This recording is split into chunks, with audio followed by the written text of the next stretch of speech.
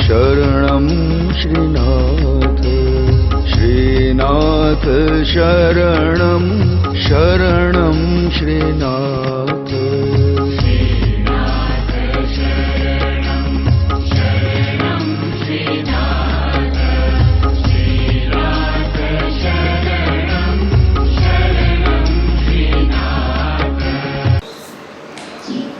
જય માં જય રમાનાથ.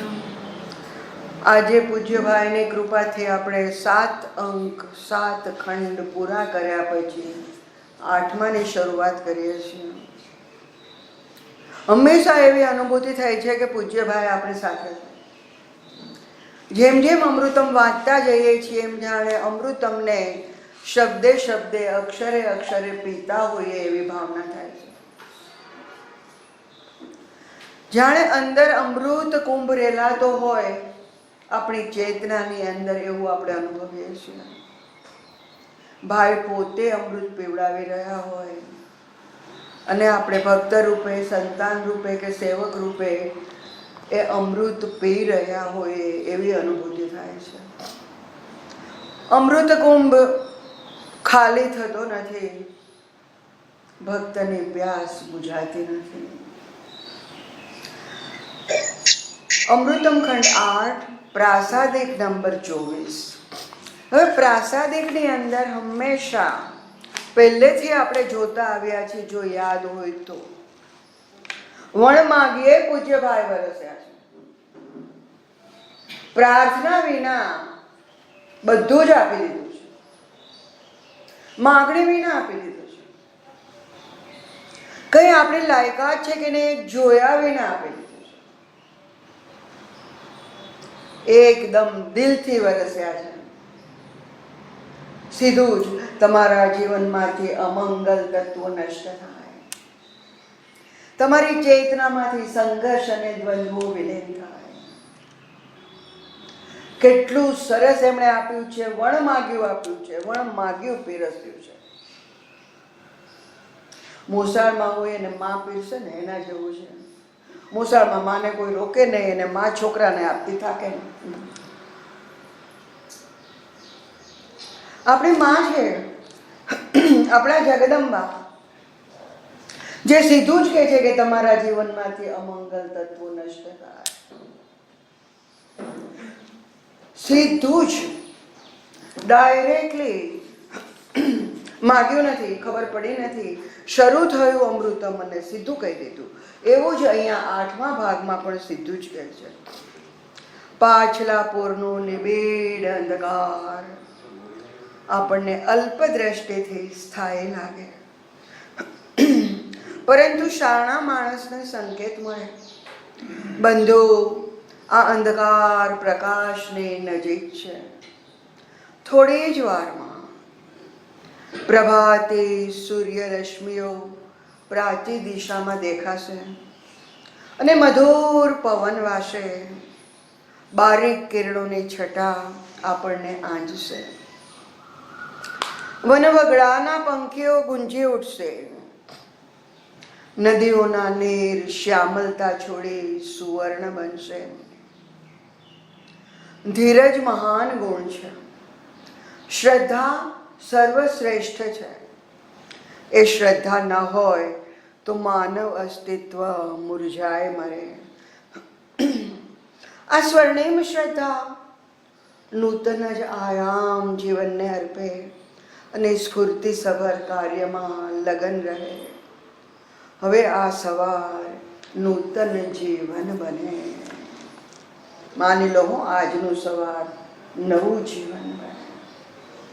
કેટલા સરસ બ્લેસિંગ્સ છે.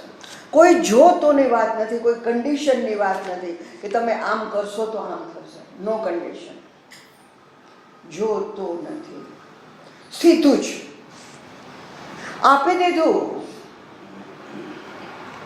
પણ આપણે ખોબો રાખીને ઝીલી લઈએ, આપણો છેડો પકડીને ઝીલી લઈએ, નીચે ના પડી જાય.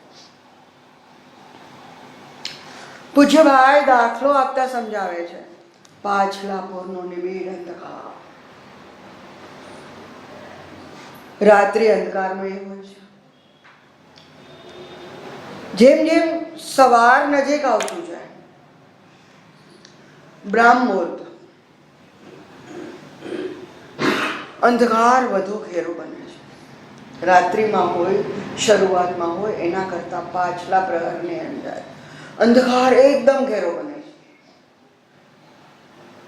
ત્યારે એમ લાગે કે કંઈ સૂઝતું નથી, કંઈ દેખાતું નથી.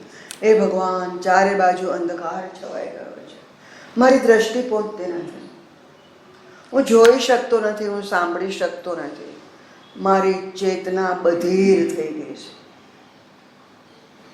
ક્યાં જાઉં, શું કરવું ખબર પડતી નથી. માર્ગચ્યુત છું, પથભ્રષ્ટ થયો છું. અંધકારમાં હું ક્યાંય જોઈ શકતો નથી. મારું આખું જીવન અંધકાર ભરેલું છે. કહેવાનું મન થાય, તમે જ કહ્યું છે ને કે કોઈ પણ રાત્રિનું પ્રભાત છે, કોઈ પણ રાત્રિ પછી સવાર આવે છે, તો આ તો ઘેરો અંધકાર થયો. અપ એન્ડ ડાઉન્સ, હર્ડલ્સ, દુઃખ પછી સુખ આવે છે. હા, સુખ ટકતું નથી, સુખ પછી દુઃખ આવે છે, પણ દુઃખ પછી સુખ તો બતાવો.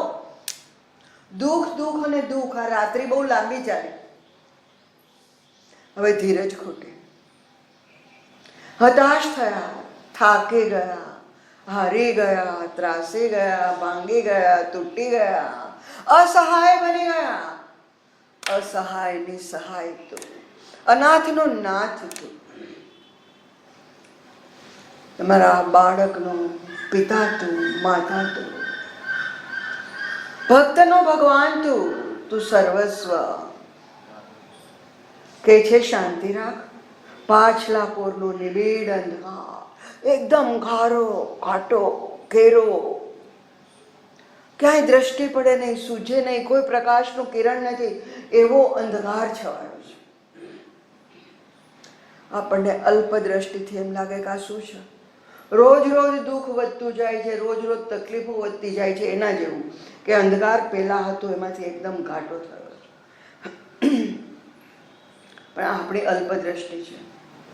આપણે જે જોઈ રહ્યા છીએ આગળ નથી વિચારતા, જે અંધકાર દેખાય છે એ જ વિચારીએ છીએ. અંધકારની અંદર પણ એક સંકેત છે. જે શાણો માણસ છે એને આ સંકેત મળે છે. બંધુ, આ અંધકાર પ્રકાશની નજીક છે. અંધકાર જ્યારે ઘેરો થાય ને ત્યારે માની લેજો કે પ્રભાત નજીક છે, સૂર્યોદય નજીક છે. જ્યારે તમે તકલીફોમાં ઘેરાઈ જાઓ ને ત્યારે માની લેજો કે હવે તકલીફોનો અંત છે. કારણ કે આનાથી મોટી તકલીફ હોય જ નહીં, બહુ મોટી આવી ગઈ. ઘેરી રાત્રિનું પ્રભાત નજીક છે, એમ અતિ તકલીફોનો અહીંયા અંત આવે છે. જીવનનું સ્વર્ણિમ પ્રભાત થાય છે. શાણા માણસને સંકેત મળે છે. અંધકારથી ગભરાતો નથી. નિબીડ અંધકાર, ઘેરો અને ગાઢો અંધકાર, પણ ના, ગભરાવાની જરૂર નથી. હવે સૂર્ય નજીક છે. એક આસ્થા, એક શ્રદ્ધા, એક વિશ્વાસ. કોઈ પણ હર્ડલની અંદર માણસ ટકી રહે છે ને તો શ્રદ્ધાથી ટકી રહે છે, એક વિશ્વાસથી ટકી રહે છે કે નહીં, માં છે ને, આપણને માં મળે છે, માં છે ને એ પાર ઉતારશે. ભલે થાક્યા હોય, હાર્યા હોય, પણ છતાં અંદરથી એક દિલ બોલતું હોય કે માં છે, એ બળ આપશે, એ આમાંથી પાર ઉતારશે. રસ્તો એ બતાવશે. હું રસ્તો ભૂલું છું, પણ એના માટે તો રસ્તો ક્લિયર છે. મારે ક્યાં જવાનું છે એને ખબર છે, એને ક્યાં મને લઈ જવાનું છે એની ખબર છે. એણે રસ્તો કંડારી રાખ્યો છે, ઝાડા ઝાંખરા હટાવી દીધા છે, રાજમાર્ગ બનાવ્યો છે, માઇલસ્ટોન મૂક્યા છે અને લાઇટિંગ પણ કર્યું છે. રાજમાર્ગ બનાવ્યો છે અને સાથ અને સહકાર એનો છે. આપણે ખાલી ચાલવાનો છે. એની સાથે જ એક શ્રદ્ધાથી, એક આસ્થાથી, ધીરજથી, એક ધૈર્ય, થોડી જ વારમાં સૂર્ય દેખાશે. થોડી જ વારમાં અંધકાર જશે. સૂર્ય રશ્મિઓ પ્રાચ્ય દિશામાં દેખાશે. પૂર્વ દિશાની અંદર સૂર્યના કિરણો દેખાશે. સ્વર્ણિમ પ્રભાત થશે. બારીક કિરણોની છટા આપણને આંજશે. તમે કહેશો નાના નાના કિરણો શું આંજવાનું, પણ ક્યારે આંજે? એકદમ અંધકારમાં તમે પછી પ્રકાશના નાના કિરણો આવે ને તો એ પણ આંજી દે. કેમ કે જોયો છે અંધકાર. એકદમ ગાઢા અંધકારમાંથી એકદમ મોટો પ્રકાશ આપી દે ને તો આંખો બંધ થઈ જાય, તમે જોઈ ના શકો. પણ ગાઢા અંધકારમાં બી હળવા હળવા સ્વર્ણિમ રશ્મિઓ આવે સૂર્યના, તો એમ થાય હા ચમકારો આવે છે. એ કઈ દેખાયું, અંધકારમાં કઈ નહોતું દેખાતું. હા, હવે અંધકારનો અંતારો, હવે તકલીફોનો અંતારો. પ્રભાતે સૂર્ય રશ્મિઓ પ્રાચી દિશામાં દેખાયા. મધુર પવન વાશે, સરસ મજાનો હળવો હળવો, હલકો હલકો, ઠંડો ઠંડો, શીતળ શીતળ પવન આવી રહ્યો છે. મનને શાતા વળે છે, તનને શાતા વળે છે, ગમી જાય છે. બારીક કિરણોની છટા આપણને આંશે આંશે એટલે હા અંધકારમાં હતા એમાંથી પ્રકાશમાં આવ્યા. હવે ડર નથી, હવે ભય નથી. પેલો ગાઢો અંધકાર હવે ગયો. મને વગડામાં પંખીઓ ગુંજી ઉઠશે.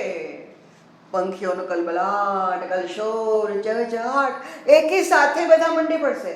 એની ભાષામાં અલગ અલગ અવાજની અંદર પણ બધા અવાજ ભેગા થાય છે ને એક કલશોર. સાંભળીને ચિત્ત પુલકિત થાય છે, મન પુલકિત થાય છે, આનંદ આનંદ થઈ જાય છે. વાહ, સ્વર્ણિમ પ્રભાત થયું. નદીઓના નીર શ્યામલતા છોડી સુવર્ણ બનશે. પાણી એવું છે કે જે છે એને પકડી લે છે. પાણીને કોઈ કલર નથી, પાણીને કોઈ આકાર નથી. પાણીને ગોળ વાસણમાં નાખો તો એ ગોળ બની જાય છે, ચોરસમાં નાખો તો ચોરસ બની જાય છે, નદીમાં નાખો તો એ લાંબુ વહેતું થાય છે. સૂર્ય એના પર પડે એવી જ રીતે સમુદ્રની અંદર હોય તો એ વિશાળ બની જાય છે. અચ્છા, જેમ આકાર નથી એમ કલર પણ નથી પાણી. જ્યારે ગાઢા વાદળાઓ આકાશમાં ઘેરાયેલા હોય ત્યારે ડાર્ક ગ્રેઇશ પાણી લાગશે. જ્યારે બપોરનો સમય હોય અને સૂર્ય ઉપર આવ્યો હોય ત્યારે ગોલ્ડન કલરનો આખો સમુદ્ર લાગશે, નદી લાગશે. સવારમાં સ્વર્ણિમ રશ્મિઓ આવશે ને ત્યારે રાત્રિના સમયનો જે ગાઢો અંધકાર પાણીએ ઓઢી લીધો હતો એક સ્વર્ણિમ રશ્મિઓ એના ઉપર આવશે અને નદીનું જળ પણ ચમકી ઉઠશે. જળ જે આવે છે ઉપર એને ગ્રહણ કરે છે. નદીઓના નીર પોતાની શ્યામલતા છોડી દે છે. ગાઢો અંધકાર હતો એ શ્યામલતા છોડી દીધી, સુવર્ણના બની ગયા. અહીંયા શું છે? ધીરજ મહાન ગુણ છે. ધૈર્ય, ધીરજ રાખો, ઉતાવળા ના થાઓ. પ્રભુએ તમારા માટે કલ્યાણમય રસ્તો કંડારી રાખ્યો છે. એક શ્રદ્ધા એ સર્વશ્રેષ્ઠ છે. ધીરજ એ મહાન ગુણ છે. શ્રદ્ધા ન હોય ને તો માનવ અસ્તિત્વ મુરઝાય મરે તકલીફોમાં. એકદમ ગ્રીષ્મ છે, તાપ સઘન પડે છે, છોડવાઓ ફૂલો મુરઝાઈ ગયા, પાણીની જરૂરિયાત છે, મળતું નથી. આ શ્રદ્ધા ન હોય ને તો માનવ આવો જ મુરઝાઈ જાય. તકલીફો રૂપે, હર્ડલો રૂપે જે ગ્રીષ્મ આવે છે ને એમાં માણસ મૂંઝાઈ જાય, એનું અસ્તિત્વ મુરઝાઈ જાય, મૂંઝાઈ જાય. પણ અંદર ટકેલી એક શ્રદ્ધા, સ્વર્ણિમ શ્રદ્ધા કે ના સારું થશે, એ નૂતન જીવન, નૂતન આયામ અર્પે છે, નવો રસ્તો બતાવે છે. અને સ્ફૂર્તિસભર કાર્યની અંદર એ લગન રહે છે. એક લગન, એક મહત્વાકાંક્ષા, પહોંચી વળવાની વૃત્તિ. નહીં, પહોંચી જશું. આખું વર્ષ ન વાંચ્યું હોય ને 2 મહિના મંડી પડીએ ને નહીં, એ પહોંચી જશું. 10 મહિના બગાડ્યા તો ભલે 2 મહિના એટલું વાંચી નાખો, અંદરની એક શ્રદ્ધા અને લગન પહોંચાડી દેશે. સ્ફૂર્તિ સભર કાર્યમાં લગન રહે. હવે આ સવાર નૂતન જીવન બને. સવાર થયું. આજથી 8મો ભાગ, પેલું જ પ્રાસાદિક આપણું સવાર થયું, આપણું પ્રભાત થયું. આ આપણું પ્રભાત, આ સવાર નૂતન જીવન બને માના ચરણોમાં. જય માં.